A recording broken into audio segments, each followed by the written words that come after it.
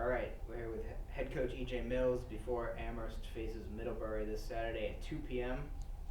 Coach, it's been a little while since you've been home, so first of all, give us an assessment of the first 3 weeks of the season where you think the team's at. Yeah, I mean we're playing. I think we're getting better. We started out. We thought a little sluggish at times, but you have to give Bates and Colby credit. Went into a tough environment down at Tufts last weekend and just played a gritty game. Kids really played hard, and so we're excited about that. We certainly feel like we have a lot of room for improvement. Just way too many mistakes that we're making. But overall, you play 3 games. We've got 3 wins.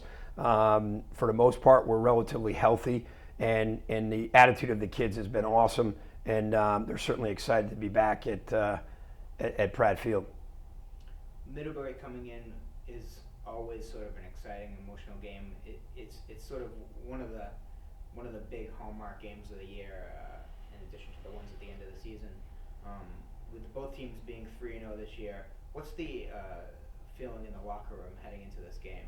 Yeah, I mean they're obviously very excited. I mean we have a great deal of respect for Middlebury. We've had great games. Certainly when they came down here 2 years ago in 2017, they kicked our butts, and we had a nice win up there last year. But it's just a really big game. The kids are excited. It's a great challenge. In the whole scheme of the NESCAC, we look at every week as championship week because it seems to be the way it is. But this is the only game we have this week, so we're excited about it. And we've had 2 good days. We got to have another great. We have a great Thursday, and see. This will be just a great test to see where we are as a football team. But we're excited for the opportunity. That's for sure.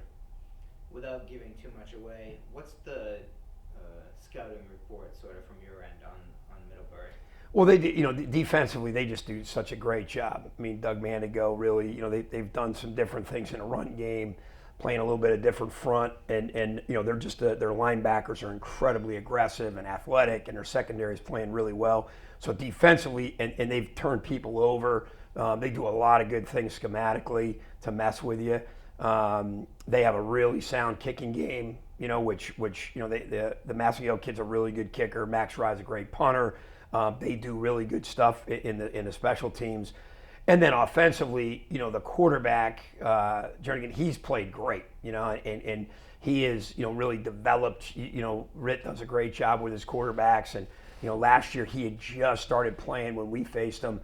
I mean, he's a completely different entity now. He runs the ball extremely well. They do some nice things, with the quarterback run. Their freshman tailback is playing really well. They're good up front. And then they just are really well coached in the pass game and always do things that challenge you. And the tight end is, he's a beast. He's a really big kid. Frank's been out there for 4 years playing against us. He creates some serious matchups because of his size and ability to catch the football. So we got our hands full. There's no question about that. But hey, we're pumped up and excited to play this game. Do you use a game like this as a measuring stick for where you might match up against the other teams in the NESCAC, considering that Middlebury has beaten Williams, they've beaten Trinity?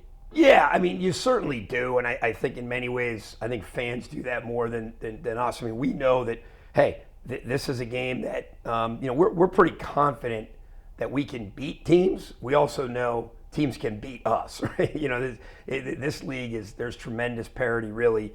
And so, yeah, it's a measuring stick, but more importantly, it's a real challenge for us to kind of see where we're at as a football team in terms of our ability to execute under pressure in that situation. But that's football. I mean, it comes down to execution, comes down to physicality and those things. But typically the team that takes care of the football, executes the best, wins. And so we know that's the challenge. And like I said, excited to crank it up on Saturday. Can you talk about the connection that you've had between Ollie Eberth and James O'Regan so far? Yeah. They had 4 touchdowns. 3 of them have been 40-plus yard passes. One of them a 34-yard pass. So Do you guys have a play that's just sort of like let Ollie chuck it up there and James go down and get it? Well, I mean, they've connected on some really good double moves and things like that. James is an outstanding player, and you know he's a handful. Ollie, like I said, has really developed into just an outstanding quarterback. And so, yeah, they're going to present challenges for everybody. And you know, we're glad they play for us. That's for sure. But they're great friends. They work. You know, they're mass guys. They worked all summer together, so yeah, they're a good crew. That's for sure. This weekend's game is going to be a Pride game. I believe a first for Amherst College football to host a Pride game. Can you talk about how that came about and what it means for this program to support LGBTQ pride? Well, it's like, you know, we one of the primary goals that I have is always to, you know, become the best person, student, athlete you can become. You know, we always talk about respecting people, being inclusive, and you know, when you come to a place like Amherst, you have such diversity of everything, and it's so important that you embrace the differences and kind of see the world through different lenses and things like that. And we just really see it as a football game as an opportunity to celebrate the LGBT community and everyone on campus. And so we're excited about that, and really excited that the platform of football can celebrate the diversity that we have at the school, and really just the being inclusive and embracing our community as a whole. All right, fantastic stuff, Coach. Thank you so much. Good luck this weekend. We'll talk to you next week. Sounds great. Trying it.